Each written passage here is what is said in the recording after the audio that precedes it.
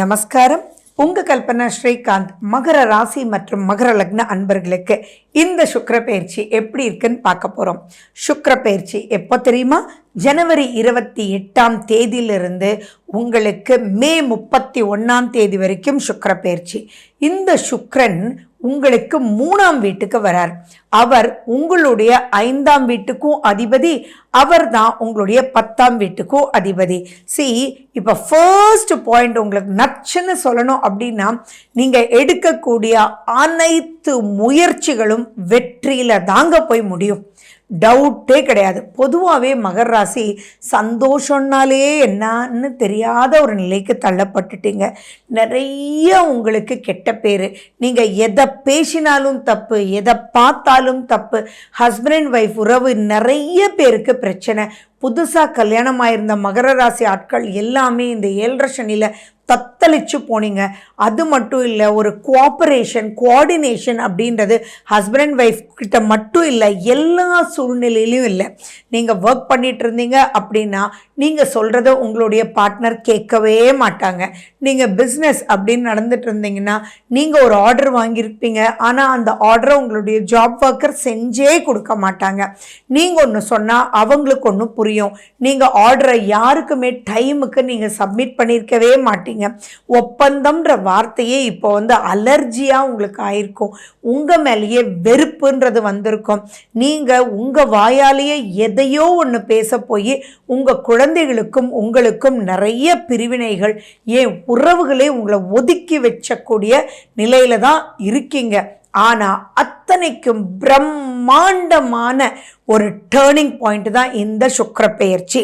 இந்த சுக்கிர பெயர்ச்சியில் உங்களுடைய அதே கம்யூனிகேஷன்னால, அதே பேச்சினால, என்னடா இது இவரா இப்படி மாறிட்டாரு, சூப்பரா அப்படின்னு சொல்லிட்டு அனைத்து உறவுகளும், உங்களுடைய கணவன் மனைவிக்குள்ள உறவு, உங்களுக்கும் குழந்தைகளுக்கும் உறவு, உங்களுக்கும் உங்களுடைய இளைய சகோதர சகோதரிகளுக்கு உறவு, உங்களுக்கும் உங்கள் பார்ட்னர்ஷிப்புக்கும் உறவு, உங்களுக்கும் உங்களோட ஒர்க் பண்ணுறவங்களுக்கும் உறவு.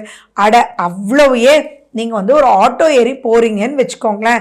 இதுக்கு முன்னாடி எப்படி இருக்கணும், இறங்குப்பா, சரி ஏறு அப்படின்னு சொல்லிட்டு இருந்தவங்க, சார் எங்கே போகிறீங்க சார், ஓகே சார் அப்படின்னு சொல்லிட்டு ஜாலியாக உங்களோட பேசிட்டு வருவாங்க. சார், வாழ்க்கைன்றதே சந்தோஷமும் பேச்சும் தான். அதில் ஒருத்தருக்கு ஒருத்தர் வெறுப்புன்றதை தான் நீங்கள் சந்திச்சுட்டு இருந்தீங்க. இப்போ அந்த வெறுப்பு எல்லாமே அனைத்து ரூபத்துலேயும் மாறி சந்தோஷ மழையில் நீங்கள் நினைய போகிறீங்க. அவ்வளவு சூப்பராக இருக்குது. எப்போ அப்படின்னா ஜனவரி 28ஆம் தேதியிலிருந்து 119 நாட்கள் அவ்வளவும் சூப்பராக இருக்கக்கூடிய மிகப்பெரிய பொன்னான காலம். அதில் 76 நாட்கள் நீங்கள் சந்தோஷ மழையில் நினைய போகிறீங்க. சந்தோஷ மழை அப்படின்னு ஒன்னே பணம் மட்டுமல்ல, பணமும் தான்றது ஒரு பாயிண்டே வழிய உறவுகள், இம்பார்ட்டன்ஸ், அதெல்லாம் தான் சார் சந்தோஷம். ஸோ அந்த பணமும் சேர்ந்து உங்களுக்கு பல ரூபத்தில் சந்தோஷத்தை கொடுக்கக்கூடிய வகையில் தான் இந்த சுக்கிர பெயர்ச்சி இருக்குது. சுக்கிரன் ராகுவோட வேற சேர்ந்திருக்கார். அப்போது அந்த சந்தோஷம்ன்றது பன்மடங்காக பெருக போகுது அப்படின்றது, உற்சாகம், குதூகலம் அப்படின்றது சூப்பராக இருக்க போகுது. உங்களுடைய 12ஆம் அதிபதியும் குரு தான். அப்போது இத்தனை நாள் வழியே தெரியலையே, யார்கிட்ட போய் பேசினாலும் பிரச்சனை தானே வருது அப்படின்றது எல்லாமே மாறி இப்போ உங்களை வழிகாட்டுபவர்களே உங்க பக்கத்துல வருவாங்க. அதுவும் தோள் கொடுத்து, கை கொடுத்து, பக்கத்துல இருந்து சொல்லி கொடுத்து அதை கரெக்டா மூவ் பண்ணுவாங்க. அப்படின்னா நீங்க நம்புவீங்களா? எஸ், அதெல்லாம் நீங்கள் பார்க்க போகிறீங்க.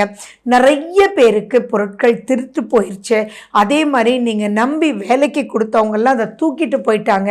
நீங்கள் ஒரு ப்ராஜெக்ட் அவங்கள நம்பி ஒரு சாஃப்ட்வேர் கம்பெனிக்கு கொடுத்துருப்பீங்க. அது லாஸ்ட் மினிட்ல ஃபினிஷ் பண்ணாமல் அப்படியே எங்கே போனாங்கன்னே தெரியாமல் இருக்கும்.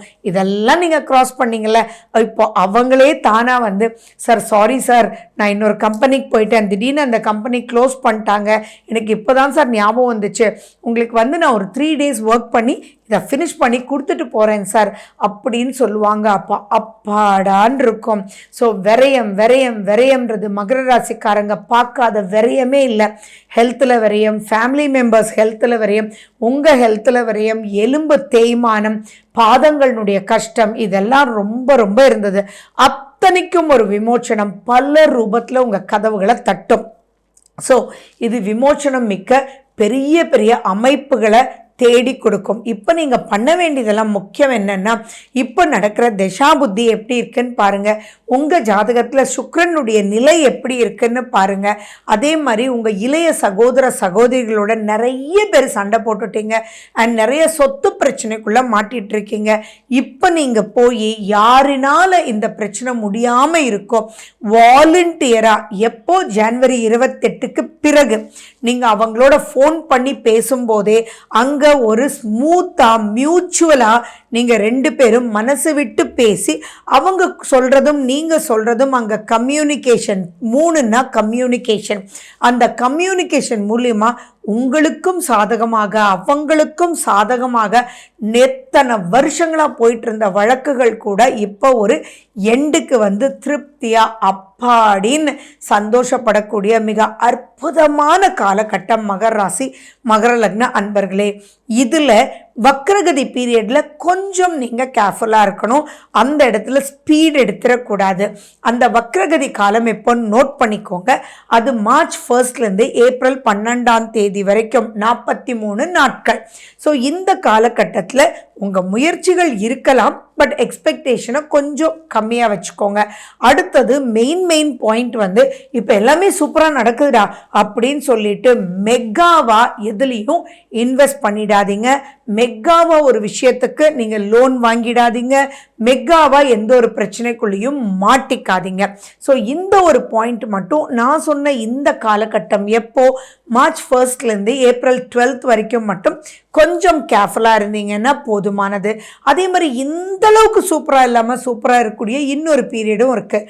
அது எப்போன்னா மே 14 மே 31. அப்போ என்ன ஆகுது அப்படின்னா உங்களுடைய 3ஆம் அதிபதி குரு அவர் வந்து உங்களுக்கு 6ஆம் வீட்டுக்கு போகிறார்.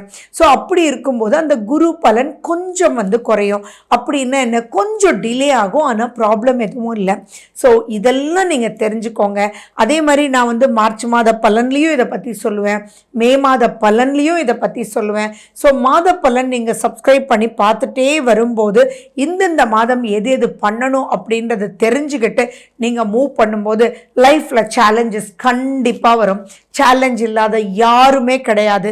பட் அந்த சேலஞ்சஸ் ஸ்மூத்தாக ஹேண்டில் பண்ணுறதுக்கு தான் இந்த கிரகங்களை பற்றி உங்களுக்கு சொல்லிட்டு இருக்கோம். So smooth life is the happy life. So அந்த ஸ்மூத்னஸ்லையும் எப்படி ஹேண்டில் பண்ணுன்ற சூட்சுமங்கள் கிரகங்கள் நமக்கு சொல்லி கொடுக்கும். ஸோ எல்லாமே கிரகங்கள் தான்.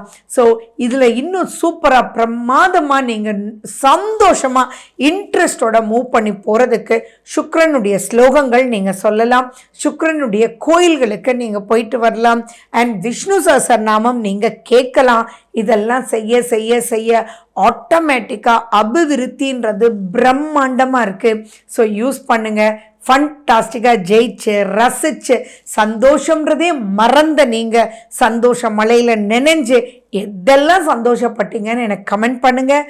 Wish you good luck. வாழ்க வளமுடன். நன்றி, வணக்கம்.